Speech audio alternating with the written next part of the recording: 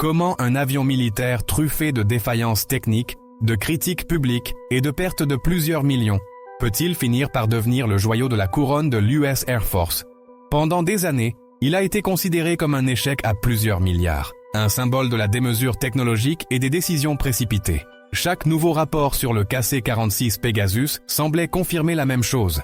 Cet avion ravitailleur ne fonctionnait tout simplement pas. Mais aujourd'hui, quelque chose a changé. Malgré les scandales, les erreurs de conception et les retards embarrassants, l'US Air Force continue de parier gros sur lui.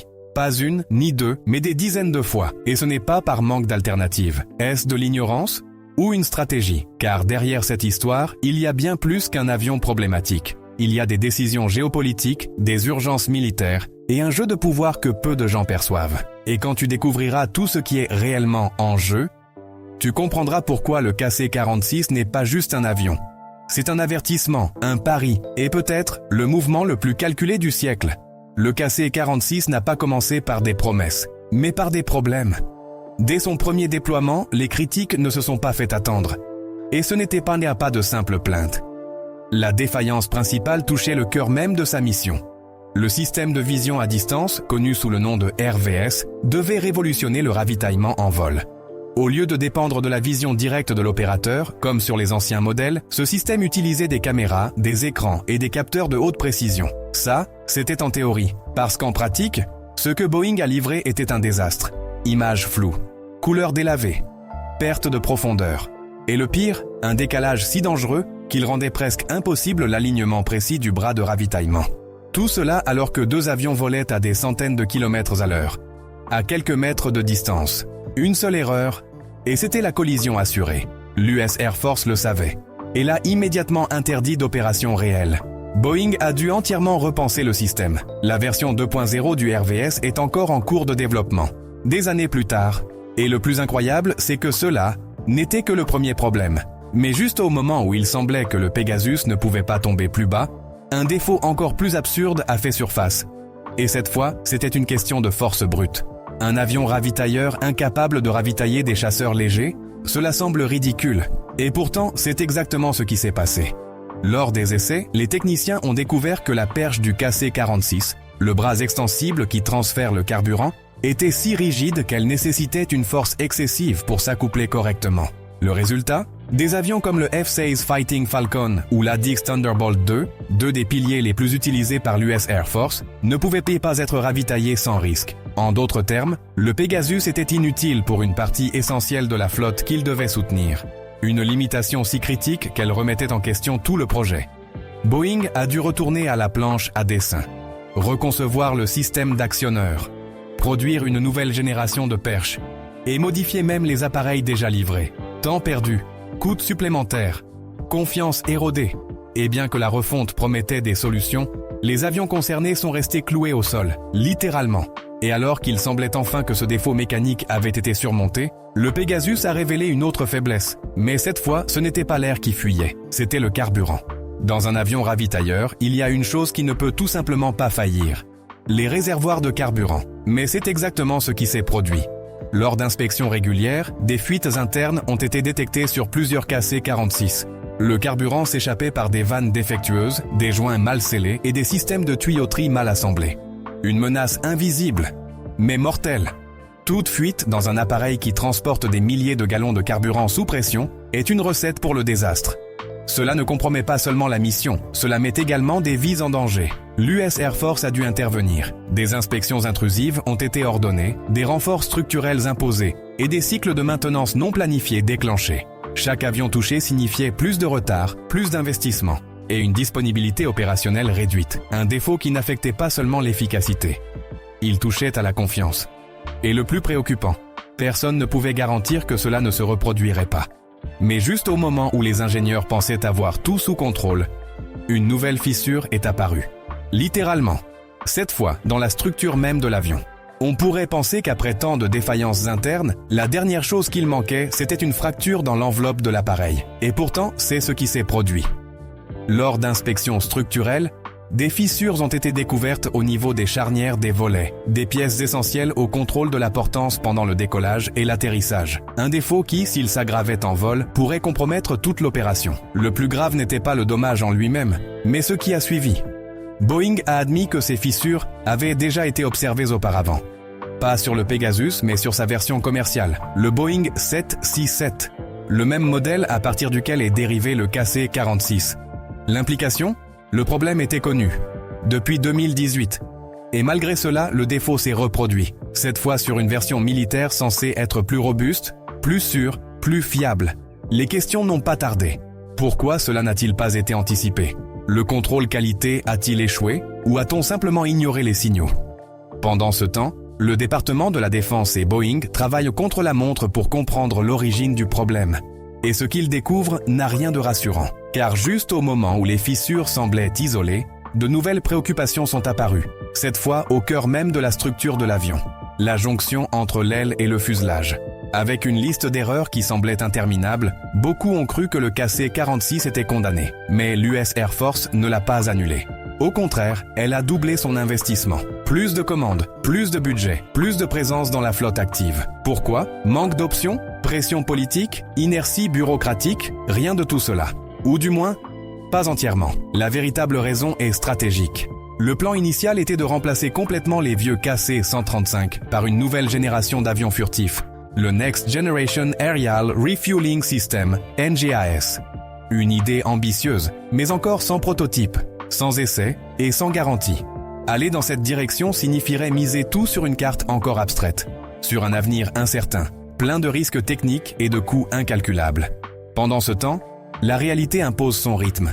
Le monde devient plus volatile, les tensions géopolitiques s'accentuent, et les besoins opérationnels ne peuvent attendre.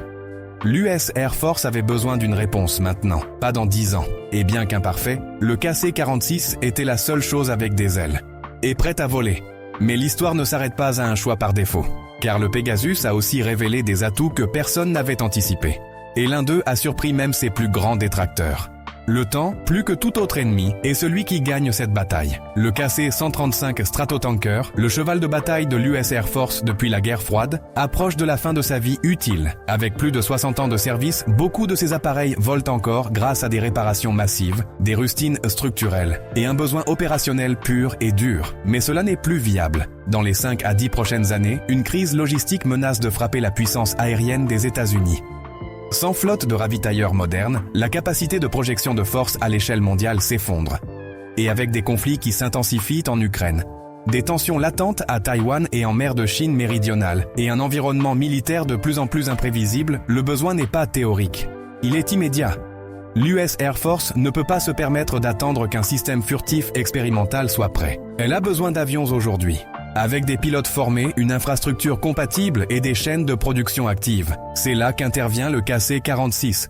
Malgré toutes ces erreurs, le Pegasus existe. Il vole, et chaque nouvelle unité arrive améliorée, corrigeant les défauts précédents et intégrant de nouvelles capacités. Il n'est pas parfait, mais il est tangible, et en temps de crise, ce qui est tangible vaut plus que ce qui est idéal. Cependant, la véritable valeur du Pegasus ne réside pas seulement dans le fait de combler des lacunes, mais dans ce qu'il peut accomplir lorsqu'il est vraiment mis à l'épreuve. Et cela a été démontré lors d'un vol que personne ne croyait possible. Beaucoup comparent le KC-46 à l'Airbus A330 MRTT et se demandent comment un avion avec une capacité de charge inférieure peut-il l'emporter. La réponse tient en un mot rarement visible dans les fiches techniques, la polyvalence opérationnelle. Tandis que le MRTT se distingue par son espace et son autonomie, le KC-46 mise sur autre chose, l'agilité, l'adaptabilité et le déploiement rapide. Grâce à sa conception compacte et à son héritage du Boeing 767, le Pegasus peut opérer depuis davantage de bases, avec moins d'infrastructures de soutien et avec des temps de réponse bien plus courts. Et surtout, il est 100% compatible avec le réseau logistique et de commandement des États-Unis.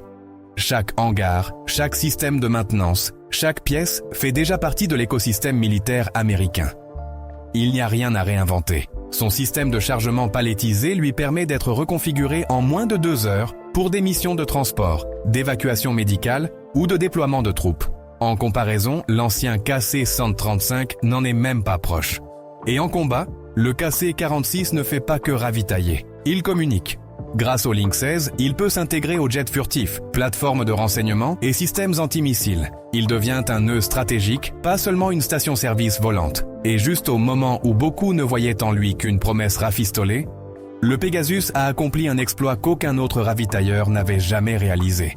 Et là, tout a changé. Pendant des années, le Pegasus était synonyme de promesses non tenues. Mais ensuite, quelque chose d'inattendu s'est produit. Lors d'une mission discrète, un KC-46 du 22e escadron de ravitaillement aérien a fait le tour du monde, sans escale, en direction ouest, en se ravitaillant en vol. On l'a appelé Projet Melon. Plus qu'un exploit technique, c'était une déclaration. Un message silencieux mais puissant, cet avion est prêt, et il peut aller plus loin que beaucoup ne l'imaginaient. Ce vol n'était pas un hasard. C'était une démonstration directe de sa portée, de son endurance et de sa coordination stratégique. Il a prouvé que le Pegasus pouvait opérer dans des scénarios réels, complexes et exigeants, qu'il pouvait répondre rapidement, voler loin, rester connecté et remplir des missions qui n'étaient les pas sur papier, mais bien dans les airs. Pour un avion qui avait commencé comme symbole de l'échec, ce fut son moment de rédemption. Et à cet instant, le Pegasus a cessé d'être un fardeau, pour devenir un atout tactique. Une pièce maîtresse pour une force aérienne qui a besoin de plus que de la vitesse. Elle a besoin d'endurance. Le KC-46 Pegasus est né dans les défauts, les critiques et les doutes. Ce fut une promesse non tenue, un investissement contesté, une tâche dans l'historique de Boeing. Mais ce fut aussi une leçon. Dans le monde de l'aviation militaire, ce qui est parfait est rarement ce qu'il y a de plus utile. Et ce qui est utile naît souvent d'une adaptation forcée, d'une refonte constante, de la pression du temps et du feu croisé des attentes. Aujourd'hui, le Pégase vole. Pas comme un avion glamour ni comme la star des démonstrations aériennes, mais comme ce qui compte vraiment dans une guerre moderne. Une plateforme fiable, flexible et prête. Il n'a peut-être pas l'élégance d'un chasseur furtif, ni les gros titres d'un drone hypersonique.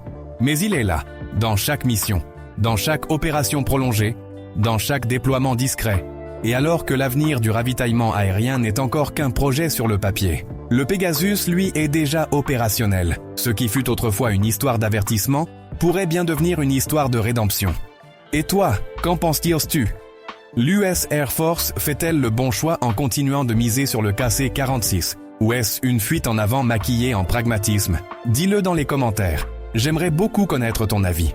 Et si cette analyse t'a plu, laisse un like, partage-la avec d'autres passionnés d'aviation militaire et abonne-toi pour ne rien manquer des prochaines vidéos. On se retrouve dans la prochaine.